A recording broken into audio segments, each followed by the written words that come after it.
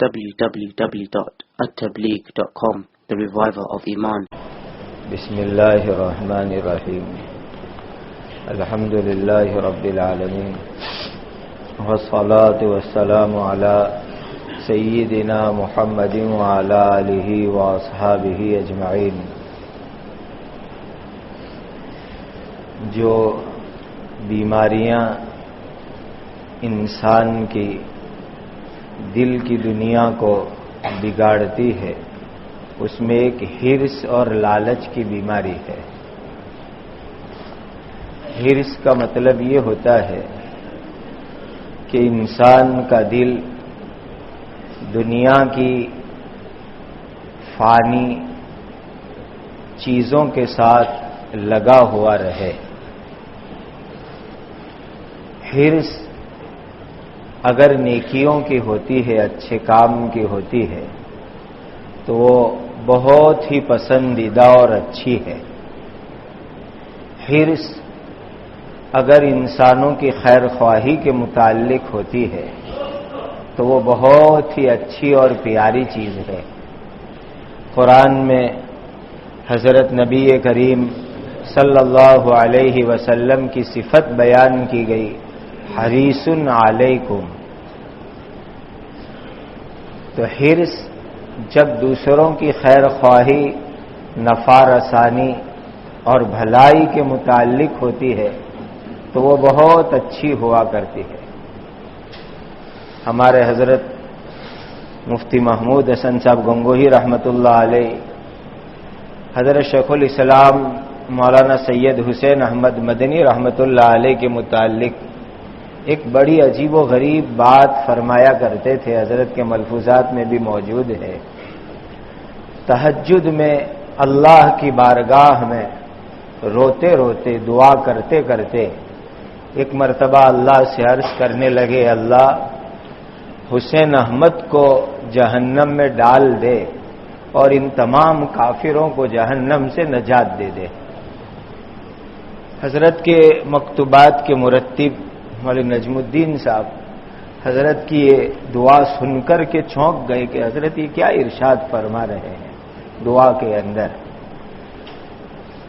سمجھتا ہوں کہ اس وقت ملک ہندوستان میں مسلمان تو مسلمان، غیر مسلموں میں بھی جو حضرت مدنی اور ان کے خاندان کی مقبولیت ہے، شاید اس کا راز یہی ایک خیر خواہی کا جذبہ ہے۔ تو جب یہ خیر خواہی کی ہرس اور طمع اور لالچ ہوتی ہے تو یہ اچھی چیز ہے، نیکیوں کی ہرس بھی اچھی چیز ہے۔ لیکن جب یہ ہرس دنیا کی فانی اور ناپاک چیزوں سے متعلق ہو جاتی ہے تو وہ مذموم اور نہایت بری اور خطرناک ہے۔ حضرت تھانوی رحمۃ اللہ علیہ اس کا علاج یہ تجویز فرماتے ہیں کہ ایک بات ہمیشہ سوچ لیا کرو کہ حریص آدمی محروم رہتا ہے، الرزق مقسوم والحریص محروم، کہ روزی تو اللہ کے یہاں مقدر کی تقسیم شدہ ہے اور جو حریص اور لالچی ہوتا ہے وہ محروم رہتا ہے۔ کئی اس مضمون کو بار بار سوچو تو انشاءاللہ حرص کی بیماری سے شفا نصیب ہوگی۔ دوسرا ایک علاج حضرت نے یہ تجویز فرمایا ہے کہ آئندہ کیا کھائیں گے، کیا پئیں گے، کیسے ضرورت پوری کریں گے، اس کی زیادہ فکر مت رکھو۔ جو اللہ آج ہماری ضرورت بعافیت پوری فرما رہے وہ آئندہ بھی انشاءاللہ بعافیت ہماری ضروریات کو پورا فرمائیں گے۔ یہ آئندہ کی جو بیجا فکریں لگی رہتی ہے یہ بھی ایک ہرس کا سبب ہوا کرتا ہے۔ اسی لیے آئندہ کے متعلق زیادہ فکروں کے چکر میں آدمی نہ پڑا رہے۔ اور ایک تیسری بات بڑی زبردست ارشاد فرمائی کہ بھائیو اپنے بے ضرورت خرچوں کو کم کر دو تو انشاءاللہ ہرس خود بخود ختم ہو جائے گی۔ آج بے ضرورت خرچوں نے ہم لوگوں کی زندگیوں کو بڑا تنگ بنا کر کے رکھ دیا ہے۔ ہم لوگ اپنی زندگیوں کا جائزہ لیں کہ کتنے خرچے ہمارے ضرورت کے مطابق ہیں اور کتنے اخراجات ہمارے بے ضرورت ہو رہے ہیں۔ اگر اس کا جائزہ لے تو بہت سارے ہمارے اخراجات وہ ہیں جو بلا ضرورت ہوتے ہیں، اور ان بے ضرورت اخراجات کو پورا کرنے کے لیے ہم حرص، لالچ، دنیا کے چکروں میں لگے رہتے ہیں۔ باری تعالیٰ نے یہی مضمون قرآن میں ارشاد فرمایا، کلوا واشربوا ولا تسرفوا، کھاؤ پیو لیکن اسراف نہیں ہونا چاہیے، ضرورت سے زیادہ کے چکر کے اندر مت پڑو۔ آج ہم اپنی زندگیوں میں بہت سارے مواقع دیکھ لیں، خوشیوں کے موقع بھی اور غم کے موقع بھی، کہ اس کے اندر بلا ضرورت کتنے سارے اخراجات ہمارے ہوتے ہیں۔ میں آپ سے ایک بات عرض کروں، اللہ والوں کی صحبت میں رہ کر کے جہاں ہم ذکر سیکھیں، اللہ کی محبت سیکھے، اللہ کا تعلق سیکھے، فکر آخرت سیکھے، وہیں پر اپنی دینی معاشرت بھی ان سے سیکھو کہ اسلامی معاشرت کیسی ہو، اسلامی زندگی کیسی ہو، وہ بھی ہمیں سیکھنے کی ضرورت ہے۔ دو بات عرض کرو، امید ہے کہ اللہ تعالیٰ آپ حضرات کو انشاءاللہ بڑا فائدہ پہنچائیں گے۔ مجھے تو بہت فائدہ ہوا۔ جس زمانے میں ہمارے حضرت مفتی محمود حسن صاحب گنگوئی رحمۃ اللہ علیہ حیات تھے اور دیوبند بار بار جانا آنا ہوتا تھا، تو حضرت دامت برکاتہم کے ساتھ بھی کئی مرتبہ دیوبند کے سفر کی سعادت حاصل ہوئی۔ جب دیوبند جانا ہوتا تھا تو وایا دہلی جانا آنا ہوتا تھا، طالب علمی کا زمانہ۔ تو ایک دن دلی میں ایک جگہ ہم رکے ہوئے تھے، تو میں نے آہستہ سے عرض کیا کہ حضرت ٹرین تو کل ہے، ابھی شام کا وقت ہے، میں ذرا جامع مسجد اور مینا بازار کے علاقے میں جا کر کے آؤں۔ پوچھا کیا کام ہے؟ کہا وہاں بازار جا کر کے دیکھیں گے، کوئی چیز پسند آئی گھر والوں کے لیے خرید کر کے لے جائیں گے۔ گھر والوں کا مطلب بھائی بہن والدین وغیرہ۔ پوچھا کہ کیا خریدنا ہے؟ میں نے کہا وہ تو وہاں جا کر کے دیکھیں گے۔ تو بڑی زبردست بات ارشاد فرمائی، آج تک عمل کر رہا ہوں اور بڑا فائدہ ہے، انشاءاللہ العزیز آپ بھی اس کو اپنی زندگی میں لے، بڑا فائدہ ہوگا۔ جو جملہ ارشاد فرمایا وہ کچھ اس طرح سے تھا کہ بازار ضرورت پوری کرنے کی جگہ ہے، ضرورت پیدا کرنے کی جگہ نہیں ہے۔ بازار ضرورت پوری کرنے کی جگہ ہے، ضرورت پیدا کرنے کی جگہ نہیں ہے۔ یعنی اگر کوئی ضرورت ہے گھر کے متعلق، اپنی ذات کے متعلق، تو اس کو ذہن میں رکھ لو، لکھ لو اور اس کو لے کر بازار چلے جاؤ کہ یہ لانا ہے۔ یہ نہیں کہ بازار جا کر کے دیکھیں گے کون کون سی چیز ہمیں لینی چاہیے اور کون کون سی چیز لے جانی ہے۔ یہ چیز آج اگر ہم لوگ اپنی زندگی میں اپنا لیں تو بہت ساری فضول خرچیاں ہماری زندگیوں سے ختم ہو جائے گی۔ اور دوسری خاص بات میں آپ سے عرض کروں گا کہ جو ہم نے اپنے بڑوں کے یہاں جو چیز دیکھی عملاً اور سیکھی، وہ یہ کہ شادیوں کا موقع ہو یا غمیوں کا موقع ہو، اس میں شریعت مطہرہ کے اوپر ہم عمل کرنے والے بنے۔ آج بڑے بڑے دیندار سمجھے جانے والے گھرانوں کے اندر بھی جب شادی وغیرہ کے مواقع آتے ہیں تو اس میں فضول خرچی، اسراف وغیرہ جو ہوتا ہے اس کو دیکھ کر بہت درد ہوتا ہے، اور ان اسراف کے اندر پھر قرض وغیرہ کے چکر ہو جاتے ہیں۔ حضرت شیخ الحدیث مولانا محمد زکریا صاحب رحمۃ اللہ علیہ کے گھرانے کا ایک واقعہ میں آپ کو عرض کروں جو حضرت نے آپ بیتی میں لکھا ہے۔ حضرت کی دو بیٹیوں کی شادی، حضرت جی مولانا محمد یوسف صاحب رحمۃ اللہ علیہ اور حضرت جی مولانا محمد انعام الحسن صاحب رحمۃ اللہ علیہ سے کس طریقے سے ہوئی، وہ واقعہ آپ بیتی میں پڑھ کر زندگی میں اپنانے کے قابل ہے۔ کا مولانا انعام الحسن صاحب کا رشتہ ایک پوسٹ کارڈ کے ذریعے سے ہوا تھا۔ یہی سب کچھ، جس کو منگنی کہو یا منگنا کہو، جو کہو، ایک پوسٹ کارڈ کے ذریعے سے رشتہ طے ہوا تھا۔ شادی کیسے ہوئی؟ یہ دونوں حضرات سہارنپور میں پڑھتے تھے اور 1354 ہجری محرم کے مہینے میں مدرسہ مزاحلوم کا جلسہ ہو رہا ہے. حضرت مولانا محمد الیاس صاحب رحمۃ اللہ علیہ سہارنپور پہنچے اور جا کر کے حضرت مولانا حضرت شیخ زکریا صاحب سے کہا آئندہ کل کے مزاحلوم کے جلسے میں حضرت مدنی بھی تشریف لا رہے ہیں، جی چاہتا ہے کہ یوسف اور انعام کا نکاح پڑھا دیا جائے.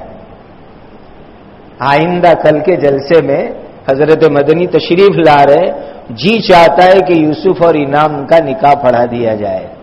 تو حضرت شیخ رحمۃ اللہ علیہ لکھتے ہیں کہ میں نے کہا چچا جان جو آپ کا حکم ہوگا میں اس سے آگے تھوڑا ہی بڑھنے والا ہوں. شام کو بات ہوئی، مغرب سے پہلے عشاء کے بعد جا کر حضرت شیخ زکریا صاحب رحمۃ اللہ علیہ نے گھر میں اپنی اہلیہ مرحومہ کو کہا کہ چچا جان یہ فرما رہے ہیں کل بیٹیوں کا نکاح پڑھانا ہے. تو حضرت کی اہلیہ نے ایک جملہ کہا، ماں ہوتی ہے، کہنے لگی کہ 2-4 دن پہلے بتلا دیتے تو بیٹیوں کی شادی کے لیے ایک آدھ جوڑی نیا کپڑا تمہیں تیار کروا لیتی. تو اس وقت حضرت فرماتے ہیں حضرت شیخ رحمۃ اللہ علیہ کہ میں نے اپنی اہلیہ کو جواب دیا کہ مجھے نہیں معلوم کہ تیری بیٹیاں ننگی پھرتی ہے، مجھے نہیں معلوم. کہنے کا حاصل یہ تھا کہ یہ نکاح سادگی کے ساتھ پہنے ہوئے کپڑوں میں بھی ہو سکتا ہے، اور ویسا ہی ہوا. دوسرے دن نکاح ہو گیا. پڑھ رہے تھے اس لیے رخصتی تو ہوئی نہیں. دوسرے سال 1355 ہجری میں ربیع الاول کے مہینے میں مدرسہ مزاحلوم کی سرپرستان کی کمیٹی کی میٹنگ ہو رہی تھی، یعنی شورا کی میٹنگ ہو رہی تھی. حضرت مولانا محمد الیاس صاحب رحمۃ اللہ علیہ پھر تشریف لائے تو آ کر کے کہا کہ کل جب میں یہاں سے مجلس کے بعد واپس جاؤں گا تو دونوں دلہنوں کو ساتھ لے جاؤں گا، دونوں کی رخصتی ہو جائے گی. تو حضرت شیخ رحمۃ اللہ علیہ لکھتے ہیں اولئک آبائی فجئنی بمثلہم، لکھتے ہیں حضرت کہ میں نے کہا حضرت یہ دونوں یہاں پڑھ رہے ہیں اور حضرت عائشہ رضی اللہ تعالی عنہ کی رخصتی ان کے گھر ہی میں ہوئی تھی. تو کہا چچا جان مولانا محمد الیاس صاحب رحمۃ اللہ علیہ میرے بارے میں ایک جملہ فرمایا کرتے تھے، مولوی زکریا تم کو تمہارے مطلب کی حدیثیں بہت یاد رہتی ہے. تو حضرت نے ارشاد فرمایا کہ بہت اچھا، چلو یہیں رخصتی کروا لو. کیسے رخصتی ہو رہی؟ عشاء کے بعد رخصتی ہے. عصر کے وقت پر حضرت گھر تشریف لے گئے اور گھر میں دوسری بیٹیوں کو کہا آج عشاء کے بعد تمہاری بہنوں کی رخصتی ہو رہی، ان کو تیار کر دو. عصر کے وقت یہ فرما رہے ہیں اور عشاء کے بعد ان کی رخصتی ہو رہی ہے. اور وہیں حضرت کے گھر پر سہارنپور میں رخصتی ہوئی. اس رات میں بارش اتنی ہوئی کہ جہاں حضرت مولانا محمد یوسف صاحب رحمۃ اللہ علیہ کو سلایا گیا تھا وہ تو بارش میں بھیگتے رہے رات کے اندر. اس طرح ان کے گھروں میں رخصتیاں ہوئی. آپ اندازہ لگائیے اللہ والوں کے گھروں سے ہمیں اپنی معاشرت بھی سیکھنی ہے کہ معاشرتی زندگی، یہ شادیاں، تقریبات، بیاہ کیسے سادے سمپل ہونے چاہیے، یہ بھی بڑی سیکھنے کی چیز ہے. آج اس میں کتنی فضول خرچیاں، اسراف ہوتا ہے. جب ہم اللہ والوں سے تعلق رکھتے ہیں، ان سے نسبت رکھتے ہیں، ان کی نسبت کو اپنے لیے دنیا آخرت میں عزت کا ذریعہ سمجھتے ہیں، تو یہ چیز بھی ان سے سیکھ کر اپنی زندگی میں اپنانی ہے. ہمارے حضرت پسند نہیں کرتے، ورنہ میں آپ کو کھل کر کے بتلاؤں الحمدللہ حضرت کے گھر کے بیٹے بیٹیاں اور اب نیچے پوتیوں کی شادیاں ان آنکھوں سے دیکھی ہے. اللہ کے گھر میں بیٹھ کر کے کہہ رہا ہوں کہ الحمدللہ اللہ نے ہمارے حضرت کو جو مقبولیت دی، کم از کم ایک شادی میں 5000 آدمی کو کھلا سکتے ہیں.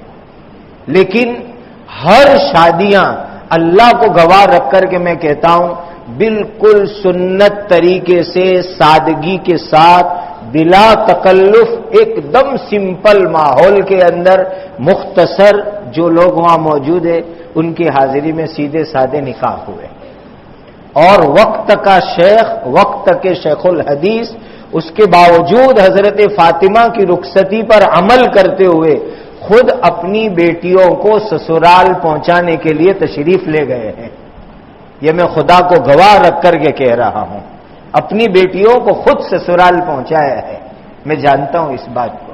جب ہم اللہ والوں سے نسبت رکھتے ہیں تو یہ چیزیں بھی ہمیں اپنی زندگی میں لانی ہیں تاکہ ہمارے اندر سے یہ اسراف، فضول خرچی یہ نکل جائے.